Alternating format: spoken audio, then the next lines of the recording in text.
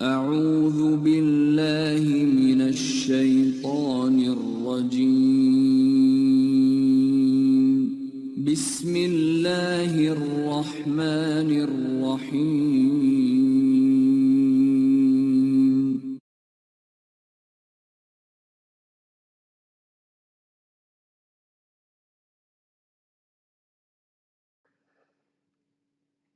औज़ुबिल्लाहि मिनश्शैतानिर्रजीम बिस्मिल्लाहिर्रहमानिर्रहीम रब्बिश्रह ली सदरी व यस्सिर ली अमरी वहलुल उक़दतम मिन लिसानी यफ़क़हू क़ौली।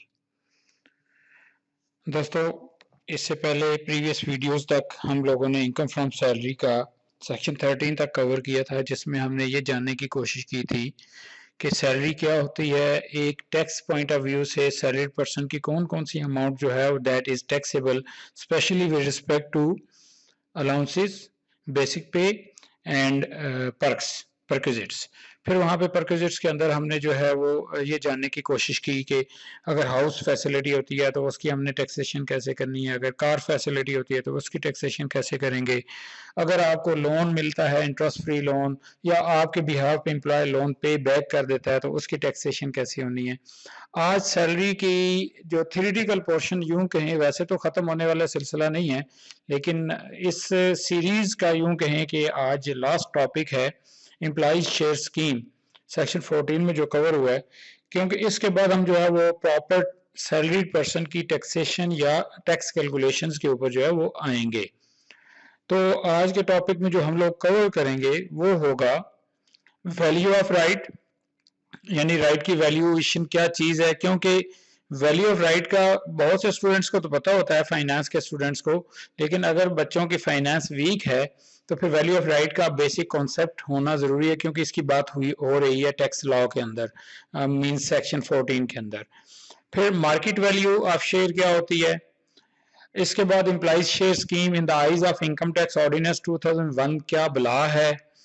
एंड फिर अल्टीमेटली हम ये देखेंगे कि इसकी टैक्सेशन क्या है। 3 किस्म के सिनेरियोज होते हैं उसमें, taxation eight the time of issue of right या इशू जब आपको मिलता है, आप अवेल करते हो। फिर इसके बाद जो है उसमें फर्दर 2 सिनेरियो हैं, मतलब यूं कहीं टोटल 3 बनते हैं। एक ये कि अगर आपके ऊपर कोई रिस्ट्रिक्शंस है, और अगर आपके ऊपर कोई रिस्ट्रिक्शन नहीं है, फिर थर्ड कंडीशन जो बनती है वो बनती है कि जब आप अपने शेयर्स को डिस्पोज ऑफ कर रहे हो, राइट होल्डिंग, जो राइट्स शेयर हैं उनको आप डिस्पोज ऑफ करते हो, तो उनके उस वक्त क्या टैक्सेशन होगी। खैर मूव करते हैं जी वैल्यू ऑफ राइट के ऊपर, कि वैल्यू ऑफ राइट क्या चीज़ होती है। वैसे तो बहुत से स्टूडेंट्स जो फाइनेंस के स्टूडेंट्स हैं उनको पता है, बड़ी सिंपल सी एक चीज़ होती है कि एक मैथमेटिकल कैलकुलेशन है, एक शेयर्स परचेज करते हुए जितना आपको राइट मिला है उस राइट की वर्थ क्या है, वैल्यू क्या है।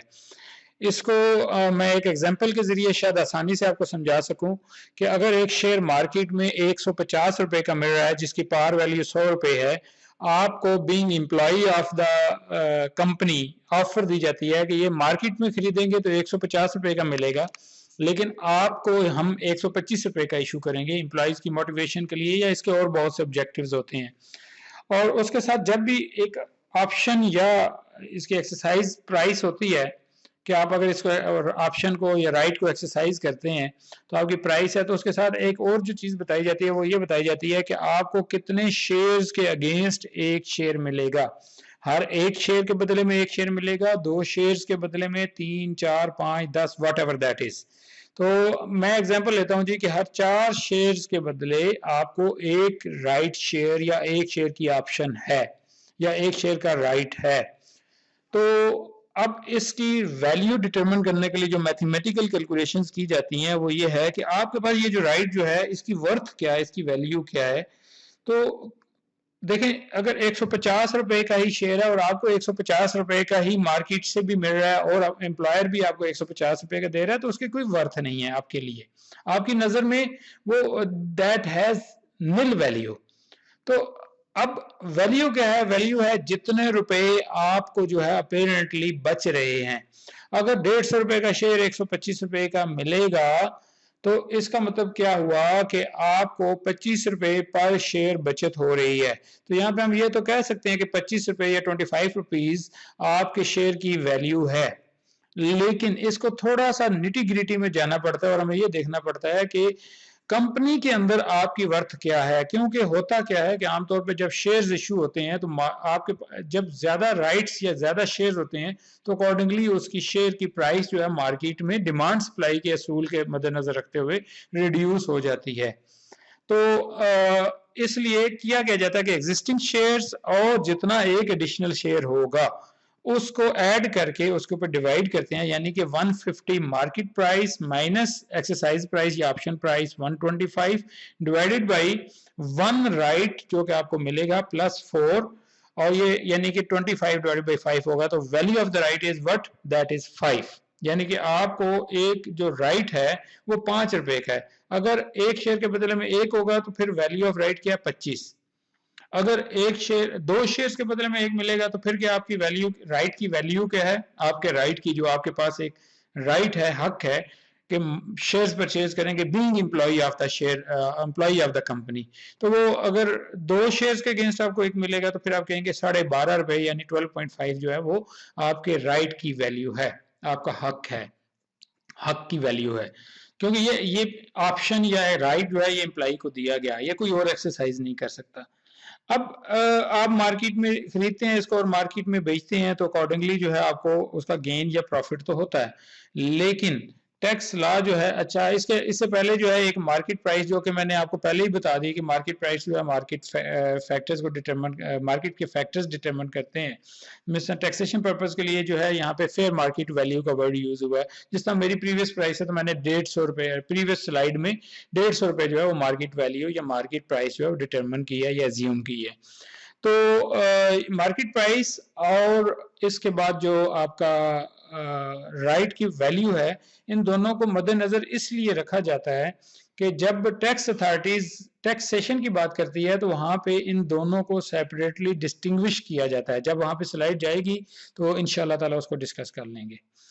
तो इससे पहले हम ये देखेंगे कि एक और वर्ड या टर्मिनोलॉजी यूज होगी, एम्प्लॉइज शेयर स्कीम क्या होती है। सेक्शन 14 के एक सब सेक्शन के अंदर लिखा है जी, इट इज बल्कि लास्ट सेक्शन है उसका, सब सेक्शन आप 6 कह सकते हैं सेक्शन 14 का। उसमें लिखा है इट इज एन एग्रीमेंट और arrangement under which the company may issue shares in the company to employee of the company or employee of the associated company or the trustee of a trust। जहां पे trustee of the trust होता है, ऐसे employees of the company तो बड़ी simple सी समझ आ जाती है, लेकिन employees of the associated company जो है ये भी मद्देनजर रखना है आपने। मीन्स के से फॉर एग्जांपल मैं एक कंपनीज, मैं ग्रुप ऑफ कंपनीज चलाता हूं और मेरी कंपनी ए के अंदर शेयर, एम्प्लॉइज को मैं शेयर होल्डर्स का राइट देता हूं, तो ये तो होगा कि एम्प्लॉई ऑफ द कंपनी, कि मेरी अपनी ही कंपनी के जो है वो एम्प्लॉइज को शेयर मिल रहा है। लेकिन मैं ऐसा भी तो कह सकता हूं अपने एम्प्लॉइज को कि यार आपको मैं ये राइट जो है या शेयर्स की ऑफर जो है ये मैं, मेरे पास A B C D company है, तो आपको बी या सी कंपनी में, आप एम्प्लॉई तो मेरे ए कंपनी के हो लेकिन मैं आपको बी सी या डी कंपनी से शेयर्स देता हूं, तो उसको भी जो है एम्प्लॉई शेयर स्कीम की डेफिनेशन में लिया गया है। Third is the trustee of the trust, यानी जिस तरह एम्प्लॉई शेयर होल्डर्स होते हैं तो एक ट्रस्ट के ट्रस्टीज होते हैं, तो ट्रस्टीज को अगर जो है वो उसका जो ट्रस्ट के अंदर जो एक अगर इसका एग्रीमेंट हुआ है कि वो उसका ट्रस्ट का शेयर्स को जो है वो आगे शेयर कर सकता है या बेच सकता है या डिस्पोज ऑफ कर सकता है, तो वो अगर उसने एम्प्लॉई को दे दिया तो वो, या ट्रस्टीज को मिल गया, उन्होंने खरीद लिया, तो ऐसे सिनेरियो में that is to be considered as what, that is to be considered under the definition of employee share scheme. हमारा main emphasis employees of the shares, employees of the company पे ही रहेगा, ये आसानी से समझ आ जाती है, लेकिन टैक्स लॉ है तो टैक्स लॉ सारी चीजों को कवर करता है। मूव करते हैं जी नेक्स्ट स्लाइड्स के ऊपर। नेक्स्ट स्लाइड हमें ये बताएगी कि अभी तक हमने अंडरस्टैंडिंग तो ले ली कि भाई वैल्यू ऑफ राइट क्या बला है, मार्केट प्राइस क्या चीज होती है, एम्प्लॉइज शेयर स्कीम क्या चीजें हैं, तो हम अपना टॉपिक तो हमारा है टैक्सेशन का, तो टैक्सेशन के अंदर इसको हमने कैसे इनकॉर्पोरेट करना है, या हम आज पढ़ने जा रहे हैं एम्प्लॉई शेयर स्कीम को, इसकी रेलेवेंस टैक्स के साथ क्या है। तो फ्रॉम नाउ ऑनवर्ड हम ये जानेंगे कि अगर प्रीवियस सिनेरियोज में जिस तरह एम्प्लॉइज को अगर एक राइट मिलता है कि हर 4 के बदले में या 5 के बदले में या 10 के बदले शेयर्स के बदले में आपको एक शेयर दिया जाता है, तो उसकी टैक्सेशन कैसे होनी है, उसका टैक्स जो है वो कैसे कंप्यूट होगा। तो value of the right or option shall not be chargeable to tax. मैंने आपको क्या कहा था जी कि आपने दो चीजें समझनी हैं। पहली स्लाइड में हमने समझने की कोशिश की कि वैल्यू ऑफ राइट या वैल्यू ऑफ ऑप्शन क्या है, क्योंकि गालबन मुझे याद पड़ता है, अभी चंद लम्हे पहले मैंने एक स्लाइड आपसे शेयर की तो उसमें कहा कि value of the right is ₹5, where as fair market value of that share was 150 rupees, 150 रुपए। तो वैल्यू ऑफ राइट जो है दैट इज नॉट टैक्सेबल, वो टैक्स नहीं होगा, बल्कि fair market value of the share जो है that will be taxed. But कैसे वो टैक्स होगी, इस जरा पॉइंट 2 को अगर आप पढ़ेंगे गौर से तो आपको जरा समझ आएगी। आपने परेशान नहीं होना, आने वाली स्लाइड में इसकी एग्जाम्पल के से ये थ्योरेटिकल कॉन्सेप्ट आपको बिल्कुल क्लियर हो जाएगा इंशाअल्लाह ताला। जरा इसकी लैंग्वेज पढ़ते हैं। Fair market value of the shares determined at the date of issue less any consideration given, including any consideration to avail the right or option, shall be chargeable to tax under the head salary। यानी कि जो आपको shares मिले हैं उसकी fair market value taxable होगी, पहली चीज। फिर उसमें से आपने लेस करना है दो चीजें, एक कि आपने उन शेयर्स को हासिल करने के लिए कितने पैसे दिए, जिस तरह मैंने आपको लास्ट एग्जांपल में कहा जी कि अगर 150 रुपए का शेयर 125 रुपए में मिल जाता है तो वो 125 या जितने भी पैसे दिए। फिर कुछ प्रोसेसिंग फीस होती है अदारों की या कंपनीज की, अगर होती है तो, कि भाई आपने ये जो वैल्यू शेयर्स राइट्स ऑप्शन लेनी है, राइट या ऑप्शन लेना है, इसको अवेल करना है इस ऑप्शन को, या आपने इस राइट को एक्सरसाइज करना है, तो आपको इतनी प्रोसेसिंग फीस देनी पड़ेगी। तो that will also be reduce from the market value, क्योंकि वो आपने पे की है, उससे ज्यादा जो होगा that will be your profit और उसको सैलरी कंसीडर किया जाएगा। ये है फर्स्ट स्टेज। एग्जांपल जरा देखते हैं सर। 150 रुपया शेयर प्राइस, मार्केट प्राइस जिसको हम कहेंगे, 5000 शेयर्स इशू हुए। अज्यूम करते हैं कि मैंने 5000 शेयर्स परचेज किए और टोटल मार्केट वैल्यू जो है वो कितनी बनेगी 150 रुपए के हिसाब से, 5000 मल्टीप्लाइड बाई 150, 7,50,000 रुपए। मुझे वो 150 रुपए वाला जो शेयर है वो कितने का मिला था, लास्ट एग्जांपल को ही कंटिन्यू करते हुए 125 रुपए का। 5000 शेयर्स मैंने 125 रुपए के हिसाब से खरीदे तो मुझे उनकी कॉस्ट पड़ी 6,25,000 रुपए। 6,25,000 रुपए के साथ ही एक एडिशनल प्रोसेसिंग फीस उन्होंने कहा जी कि जो लोग आप अप्लाई करेंगे कंपनी में इस राइट को एक्सरसाइज करने के लिए या ऑप्शन को एक्सरसाइज करने के लिए, अवेल करने के लिए, उनको एक फॉर्म फिल करना पड़ेगा, अज्यूम कर लेते हैं हम, या उसकी एक फीस देनी पड़ेगी जो कि 5,000 रुपए है। तो टोटल ये शेयर्स हमें पड़े कितने के, 6,30,000 रुपए के। मार्केट में अगर बेचते हैं तो ये हमारे बिकेंगे 7,50,000 रुपए के। अब 7,50,000 रुपए के शेयर्स अगर आपको 6,30,000 रुपए के पड़े तो आपको 1,20,000 रुपए का फायदा हुआ या ना हुआ। ये जो फायदा है ये एज ए सैलरी टैक्सेबल होगा जिस साल में आपको ये शेयर्स मिलेंगे। आई होप कि it should be very much clear. Clear? Okay जी, एक दफा फिर समझ लेते हैं जी। मार्केट वैल्यू आपकी एक शेयर जो आपको मिल रहे हैं 7,50,000 रुपए है, आपको 6,25,000 रुपए प्लस 5,000 रुपए प्रोसेसिंग फीस पे मिल रहे हैं, तो आपको वो कॉस्ट कर रहे हैं 6,30,000 रुपए के। मार्केट में अगर आज उसको बेचते हैं तो 1,20,000 रुपए का वो बिकेगा, तो 7,50,000 माइनस 7,50,000 रुपए का बिकेगा, तो 7,50,000 minus 6,30,000 equals 1,20,000 is to be treated as taxable amount under the head salary. अब ये फर्स्ट फेज है। अब इसके साथ एक सिनेरियो और हो जाता है जी। सिनेरियो क्या होता है, प्रीवियसली अगर आप देखें तो प्रीवियसली मैंने क्या कहा, when no restrictions are there. अब सम टाइम्स क्या होता है कि कंपनीज कहती हैं भाई अगर आज ही शेयर्स आपको हम इशू कर देते हैं और आज ही आप मार्केट में फ्लोट कर देते हो तो मार्केट में सप्लाई बढ़ जाएगी, सप्लाई बढ़ने से थोड़ा सा शेयर की प्राइस डाउन हो जाएगी, तो रिस्ट्रिक्शन लगा दी जाती है कि आप इसको 6 महीने, 4 महीने, 10 महीने, साल, इतने अरसे तक आप इसको बेच नहीं सकते। तो रिस्ट्रिक्शन टू द सेल और डिस्पोज ऑफ द शेयर्स का अगर सिनेरियो होगा तो फिर टैक्स लॉ क्या कहता है, when the issue is subject to restriction on the transfer of shares, यानी कि अगर ऐसी कंडीशन उनके साथ लगी हुई है, then no amount shall be taxed earlier of the following two times, इन दो वक्तों से पहले वो टैक्सेबल अमाउंट नहीं होगी सैलरी के अमाउंट में। जिस तरह प्रीवियसली मैंने जो सिनेरियो लिया उसमें ये था कि कोई रिस्ट्रिक्शन नहीं है, जब चाहे आप जो है उसको बेचें, जिस वक्त दिल करे आप उसको इधर से इशू करें उधर से आप बेच दें, तो फिर क्या होगा, फिर आपके ऊपर जो है वो कोई टैक्स लाइबिलिटी सॉरी फिर आप उसको अकॉर्डिंगली टैक्स करेंगे, जिस तरह मैंने लास्ट अपनी इसमें स्लाइड में आपसे शेयर कर लिया। अब दूसरा सिनेरियो क्या हो गया जी कि आपको एक आ गया जी कि आप इसको एज्यूमिंग 6 महीने तक नहीं बेच सकते, तो कहते हैं जी कि आप उस वक्त तक उसको कोई अमाउंट टैक्स की पे नहीं करेंगे जब तक ये दो में से पहला टाइम नहीं होगा। पहला टाइम क्या है जी कि पहला सिनेरियो कि the time the employ has free, has में से एस मिस हो गया जी, टाइपिंग एरर है,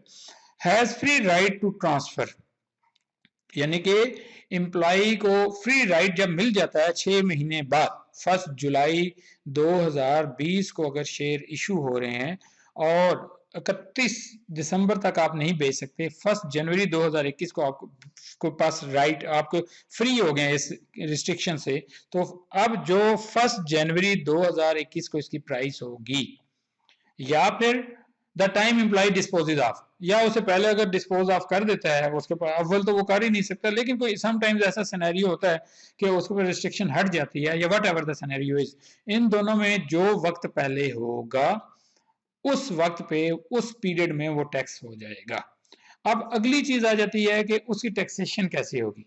amount chargeable to tax shall be market value of the share at the time of transfer or right to transfer less any consideration paid to acquire the share plus consideration paid to acquire the right option, यानी कि आपकी जो cost आई है वो आपकी less होगी किस amount से, मार्केट वैल्यू, यहाँ पे कॉस्ट वही है आपकी जो हमने प्रीवियस एग्जांपल में ली ना, कॉस्ट दिस वन 6,30,000 रुपए वही है, लेकिन मार्केट प्राइस जो है वो आपकी उस डेट की नहीं होगी। एज्यूमिंग हम 150 रुपए जो है ये मार्केट प्राइस कहते हैं जी 1 जुलाई को है, लेकिन आप अगर बेचते हो 1 जनवरी 2021 को, तो 1 जनवरी को इसकी प्राइस एज्यूमिंग जो है वो 150 नहीं है, 140 है या 170 है, जो भी प्राइस होगी उस प्राइस के ऊपर जो है वो आप जो है टैक्सेबल करेंगे लेस, यानी कि वो price market price on that date less जो आपकी कॉस्ट आएगी 6,30,000 रुपए। I hope it's clear. ठीक है, इसको जरा जो है वो आगे देखते हैं जी फर्दर कि कैसे जो है, मतलब इस लास्ट जो अभी स्लाइड है उसमें सिंपल आपने क्या करना है कि सिंपल मार्केट प्राइस जो लेनी है वो उस डेट की लेनी है जिस डेट को आपके ऊपर से वो बार या रिस्ट्रिक्शन हट जाती है, या जिस डेट को आप उसको डिस्पोज ऑफ करते हैं। नेक्स्ट चलते हैं जी कि आपने वो राइट शेयर ले लिया, आपने आपके पास उसकी ऑप्शन मौजूद है, लेकिन आपने उसको जो है वो डिस्पोज ऑफ नहीं किया। पहले सिनेरियो में क्या था कि आपको वो मिल गया मार्केट प्राइस में, आपने मार्केट प्राइस ली, मार्केट प्राइस के ऊपर जो है उसकी कॉस्ट जो है वो डिटरमिन की, और market price less cost determined cost वो लेस करके रिमेनिंग अमाउंट को टैक्सेबल कर लिया उस पीरियड में। अब आप उसको साल रखते हैं, 6 महीने रखते हैं, 2 साल रखते हैं, 10 साल रखते हैं, जब आप उसको बेचेंगे तो देखें आपने एक टैक्स तो उसे दे दिया ना। अभी अगली एक एग्जांपल आएगी आपको मजीद क्लियर होगा। मसलन जो भी उसकी आपकी प्राइस डिटरमिन हुई थी, लास्ट हमने एग्जांपल में क्या किया था, लास्ट एग्जांपल में मैंने कहा था 1,20,000 रुपए पे टैक्स होगा, अज्यूमिंग कि 1,20,000 रुपए पे 10% टैक्स होता है, तो 12,000 आपने टैक्स दे दिया ना। अब आपकी कॉस्ट क्या होगी, कॉस्ट हो चुकी है आपकी 6,30,000 रुपए प्लस 12,000 रुपए, ठीक हो गया जी, तो 6,42,000 रुपए आपकी कॉस्ट हो जाएगी। अब जिस दिन यानी कि आज तक आपका ये जो शेयर्स हैं इसके ऊपर जो है आपकी कितनी प्राइस बन चुकी है, या ये राइट जो है आपके पास ये कितना आपकी कॉस्ट इंकर कर चुका है, जो 3 चीजें हैं उसमें, ये आपके सामने आगे दिस वन लिस्ट डाउन है। Cost of the shares, consideration given for the shares, in my case 125 रुपए पर share, consideration given for grant of the right, in my case 5,000 रुपये processing fees and amount of the tax already paid for the right option, assuming कि उस वक्त जो आपने amount पे of tax पे किया 12,000 रुपये या जितना भी बनता है 10,000 बनता है, वट एवर दैट इज, ठीक है। अब आप उसको जब बेचते हो फ्यूचर में 5-7 साल बाद, 2 साल बाद जब भी बेचते हो, तो आपका टैक्सेबल अमाउंट क्या होगी, कंसिडरेशन रिसीव्ड जितने का वो बेचा लेस कॉस्ट, जिस तरह ये 3 चीजें मैंने आपको बताई कि consideration given for share, consideration given for grant of right and the amount of tax already paid, ये तीनों चीजें जो है ये कॉस्ट में शामिल होगी। इन तीनों को जमा करके आप जितनी कंसिडरेशन रिसीव हुई है, जितने के वो शेयर्स बेचे, वो उसमें से लेस करेंगे और रिमेनिंग अमाउंट को आप टैक्स कर देंगे। ये थोड़ा सा कॉम्प्लिकेट हो गया है, इसको जरा एक एग्जांपल से समझने की कोशिश करते हैं। उसी एग्जांपल को कंटिन्यू करें तो जरा आसानी हो जाएगी। आपने 125 रुपए का शेयर खरीदा, इशू प्राइस 125 रुपए थी, 5,000 शेयर्स लिए, 6,25,000 रुपया। प्रोसेसिंग फीस आपकी कितनी आ गई, 5,000 रुपए, 6,30,000 रुपये अभी तक आपने पे कर दिए, टोटल कॉस्ट 6,30,000 आ गई। फिर आपकी जिस तरह प्रीवियस स्लाइड में मैंने कहा जी कि टैक्सेबल अमाउंट है 120,000, उसके ऊपर आपने 10% टैक्स पे कर दिया, अज्यूमिंग कि टैक्स 10% रेट है, तो 12,000 आपने टैक्स पे कर दिया। अब 6,30,000 रुपए ऑलरेडी आप पे कर चुके हो, 12,000 रुपए मजीद आप टैक्स पे कर रहे हो।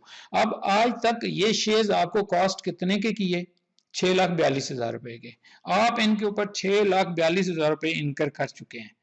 अब सब्सिक्वेंटली आप इसको डिस्पोज ऑफ करते हो, बेचते हो, अज्यूमिंग कि वो शेयर्स आप जब भी बेचते हो 170 रुपए का बिकता है पर शेयर। अब ये 5,000 शेयर्स 170 रुपए के हिसाब से बिकेंगे, तो आपकी sale proceeds against disposal of those shares कितनी होंगी, 8,50,000 रुपए। इस 8,50,000 रुपए में से जो आपकी कॉस्ट इंकर हो चुकी है वो लेस करेंगे, तो रिमेनिंग क्या होगा, रिमेनिंग होगी आपकी 2,08,000 रुपए एज अ टैक्सेबल अमाउंट।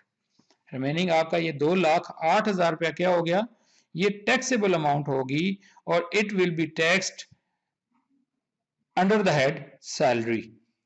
इसको आप आगे जाके देखेंगे ना, कैपिटल गेन्स वगैरह आएंगे, तो ये कैपिटल गेन्स में नहीं आएगा या किसी और हेड में नहीं आएगा, ये सैलरी के हेड में आएगा। यही शेयर्स अगर कोई और बंदा इन्वेस्ट कर रहा होता तो उसका सिनेरियो डिफरेंट होता, लेकिन यहाँ पे इन्वेस्टमेंट कौन कर रहा है, एम्प्लॉय कर रहा है। तो एम्प्लॉय शेयर स्कीम के तहत जो है वो टैक्सेशन या टैक्सेबल इनकम की कंप्यूटेशन जरा डिफरेंट होती है। आई होप कि it's quite clear as far as employee shares schemes and its corresponding taxation in the eyes of income tax ordinance 2001 is concerned। ये समझ आ गई आप लोगों को, ठीक हो गया सर। नेक्स्ट अब हम करेंगे क्या, टैक्सेबल सैलरी को कंप्यूट करेंगे, क्योंकि हमने सारी चीज़ों को स्प्लिट किया। अब सारा जो नॉलेज है सैलरीज के हवाले से इसको हम क्लब करेंगे और एक मैं प्रैक्टिस क्वेश्चन लेके आऊँगा, सिंपलेस्ट क्वेश्चन लाऊंगा पहले और उसके बाद उसको थोड़ा सा कॉम्प्लिकेट करने की कोशिश करूंगा, ताकि ये कॉन्सेप्ट आपका जिस तरह बिल्ट हो रहा है इसमें ब्रेक ना आए, ठीक है। और अल्टीमेटली हमने टैक्स लायबिलिटी कंप्यूट करनी है, और जब टैक्स लायबिलिटी कंप्यूट होती है तो आपकी टैक्सेशन के अंदर बेसिकली यही आपने पढ़ना है कि आपने टैक्सेबल इनकम को कंप्यूट करना है और टैक्स लायबिलिटीज को जो है वो अल्टीमेटली कंप्यूट करके टैक्स अमाउंट बतानी है कि कितना टैक्स देना है। तो यहाँ पे सम अप करते हैं जी आज की क्लास को। थैंक यू वेरी मच, जज़ाकल्लाह खैर, अस्सलामु अलैकुम व रहमतुल्लाहि व बरकातुहू।